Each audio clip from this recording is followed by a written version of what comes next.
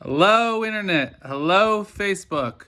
Hello, Instagram. Hello, anywhere else this video will appear. My name is Samuel Huber from SamuelHuber.net, Huber Family Adventures on Instagram, and Samuel Huber on Facebook. Please subscribe to the channel, my channel, just look below. I am making a little individual video right now. I'm here to talk about my experience about being an adult and being on the spectrum and going to the market, which even before COVID-19 has always been an interesting journey for me because of my sensory issues and also all the social expectations and all that, but mainly the sensory issues. What am I talking about when I'm talking about sensory issues? For me, sound can be and smells and sight can be very distracting and can make it very hard for me to function in a place like a market because you have all those different smells of food, especially in the more popular markets. You got people driving their carts around like crazy. There's all these sounds. There's always just so much going on to the point where I can't even hear my wife ask me what kind of milk we want to buy this week, or some other food item, or just plain conversation with me. I'm just for a while I was just kind of useless in the market, other than pushing me and the guy who pushes the cart. How did I change that? It really came down to something I already do for work, but I'm applying it to my home life, which is having what I like to call my sensory bag, things that help soothe me and help me function and be able to have conversations with my wife as we go through the market.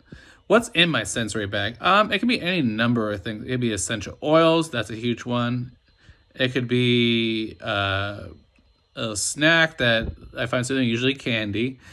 Or it could be a necklace. It could be my sunglasses. It could be anything that keep my hands busy. The big thing is having one or all those items with me, either in a bag or in my pockets. Something I can go to when I'm feeling stressed out, overwhelmed by all the sensory stuff going on in the market. If I was just going to the market by myself, usually what I would do is put my earbuds in, put on some Grateful Dead or Fish or whatever, and that helps block out a lot of the sensory problems I have in the market, but it keeps me from having a conversation with my wife, so I can't do that.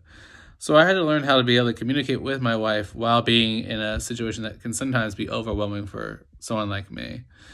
And I have found that soothing essential oils like lavender or frankincense help me really focus. That's what works for me. And the important thing is, if you're another Aspie out there, to find what works for you. Design your own sensory bag. That may be a later video that I may go over on what do I put in a sensory bag. But anyway, back to the market. And the other important thing is having a list, like a to-do list. Oh, and these are the things we need to buy. It helps us from buying the wrong things. It helps me stay on task if I get confused or lost in the market, which can happen with all the hustle and bustle. I just looked at the list. Okay, we're now looking for the milk. We're now looking for the chicken nuggets. We're now looking for Sky's applesauce. It really comes down to finding what works for you and bring the tools with you. If you are worried about forgetting those tools, leave it in a spot that you can't avoid as you're leaving the house. For me, I try to leave it right by the door, so I practically walk over it, or I put it as soon as I know we're going to the market day. I put all that I'll need in my pockets, so I'm ready to go. And that's the biggest thing when it comes to being out socializing as an adult and being on the spectrum, is bringing what you need in order to make your way through that situation. And if it's a new situation that you've never been through,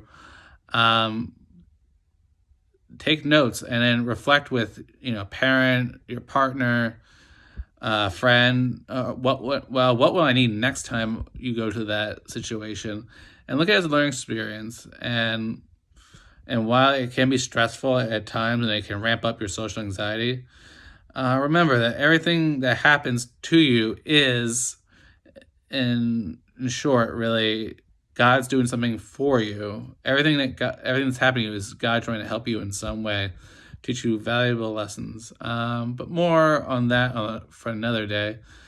I like to, comment below. Let me know what works for you in the marketplace. If you're struggling or your child's struggling, but I want to hear from my fellow autistic adults. Like, what's working for you? Let's share the wealth of knowledge that we all have. All right, folks. Well, that's it for the moment. I'll talk to you all soon. Bye.